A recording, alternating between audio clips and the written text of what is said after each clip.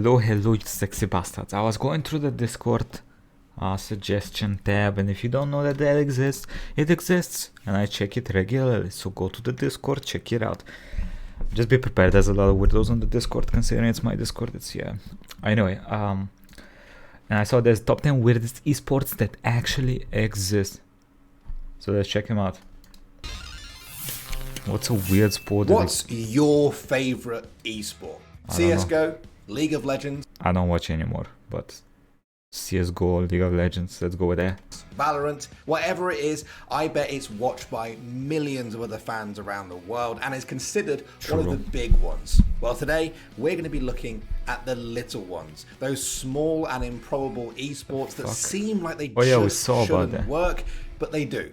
And it's amazing. So let's dive down the peculiar rabbit hole that is the top 10 weirdest esports.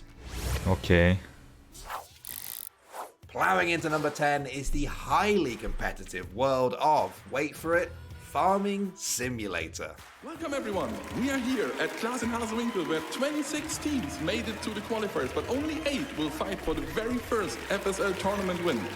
It's the game that simulates farming. You harvest crops to buy better farming equipment to harvest more crops. Exciting stuff. It seems like the last place you'd find competition, and yet in 2019, fans of the game were treated to the first ever Farming Simulator League. Farming Simulator League. 1. Wow. Yes! Oh my god! Upset. There we go. They did it. They did just enough. That came down to the last bale. I hope you didn't fall off your chairs there. The rules in the Farming Simulator League are simple. 2 teams of 3 are given a field of wheat and 15 minutes to turn it into bales and get them into the barn for points. Just like mainstream esports, there's picks and bans, unique perks, trophies, and the meta... There is picks and bans, What? It's farming. What do you pick and ban?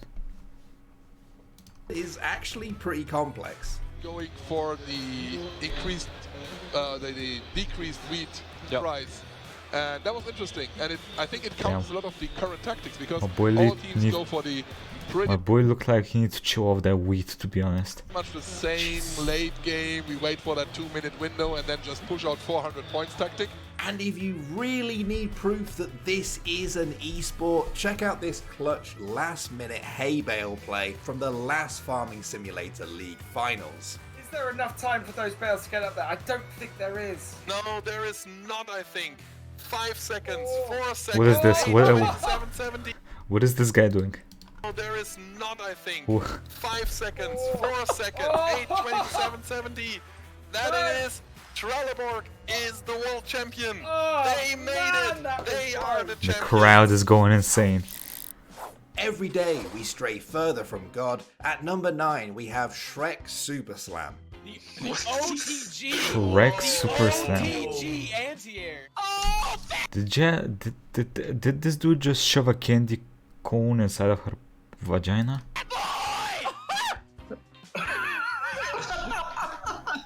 You can keep your Tekken, your Street Fighter, your Smash Bros. For a small community out there, 2005 Shrek... Why smash bros when you can smash hoes, am I right?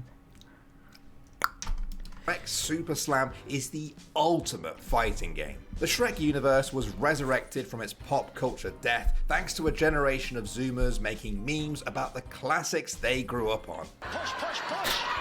Into that tunnel. Nice job. Get to the backside of this jump. Andrea, hang in there.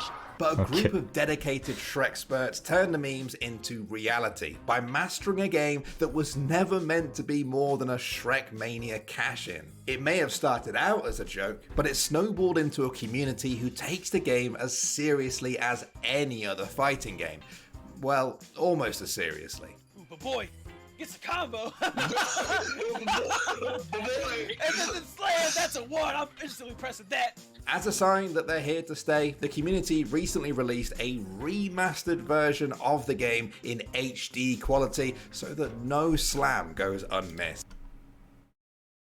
What the fuck? I mean, it looks better than Warcraft Remastered, so... It's glitchy, it's unbalanced, and it's unlikely to get within a mile of Evo's main stage, but the people who love Shrek Super Slam really love it, and they're just fine with the way things are. Yes. Oh! Let's go! Yo, someone call my mom because I think I just found her spaghetti! Shredding into number 8, we have Clone Hero. Wow, that is a Clone 5K, Hero? 6K difference. This looks like George successfully baiting Randy Guitar into the Hero? follow-up. No? As the name might suggest, Clone Hero is almost an exact replica of Guitar Hero. Yeah. With the freedom to modify the game how they wanted, it didn't take long for fans to develop tournaments using the multiplayer mode. This is not hard to believe. It's like an also tournament. It looks pretty cool, to be honest. 5 Fret Esports laid the groundwork as the first major tournament and was soon followed by the CSC Championship Series. This featured some big names in the scene, a clean layout to see competitors' scores, and some pretty hype casting. Oh my goodness. At the very end, under star power. Oh my goodness. Randy is No, that's still Oh, not he enough. fucked up the combo. still not enough.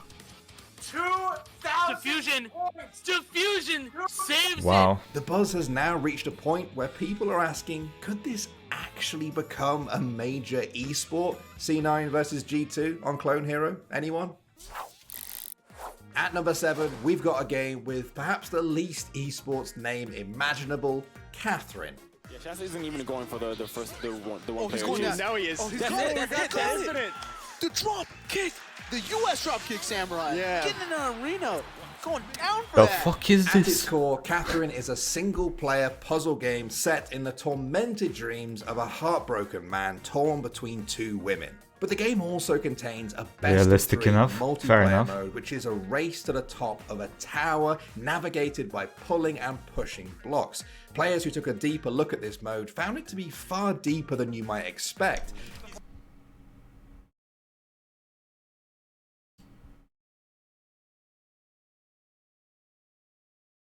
Bruh, this dude have fears. Deeper than you might expect. He's going to the places where he knows he wants to climb to try to stop him, but Jordy Yeah, does end up fucking getting years. up, but he still doesn't have an easy climb here. Whoa, big move! And that's a big play by Shaz. Capitalizes perfectly. You can win by reaching the top of the tower or by killing your opponent. The intricacy bred a meta which birthed the competitive scene we see today. If he can just get up. Yes, he is back. Just punched him. Make something happen though. No, don't do that! A top bug shot girl and it's over! And it is over! A top bug shot girl to close out Evolution. This is it. Shaz is your champion. Next Okay, up at number he's our 6, champion. we've got a stone cold classic in What is the this? form of Age of Empires 2. Oh, this is the remastered version. I've never actually seen the remastered version.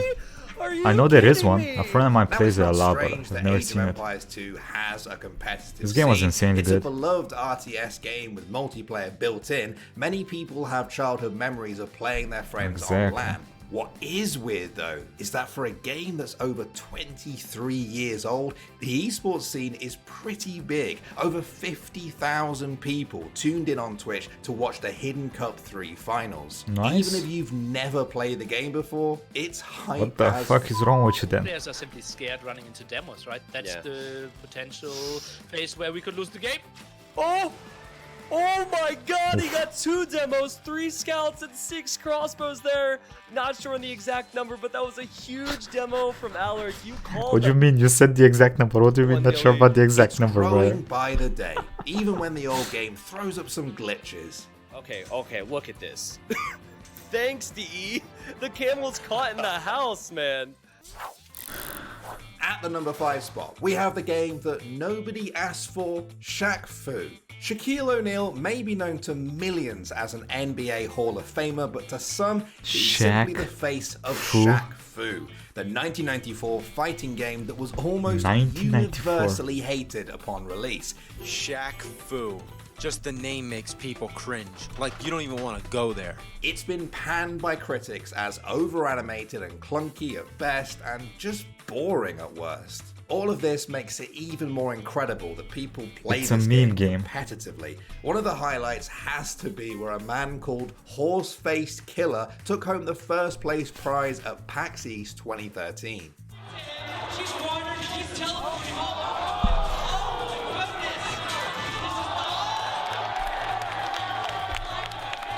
Can he even see shit through that? Some esports have millions of dollars in prize money. The CEO 2018 Shaq Fu champion received a coveted golden Shaq Fu cartridge. Yes, that's jealousy you're feeling right now. Okay. On your bikes jealousy. Now, Let's call it jealousy. We have Zwift. Yeah, we saw that there was a little, what was it? There was a controversy with this. Some dude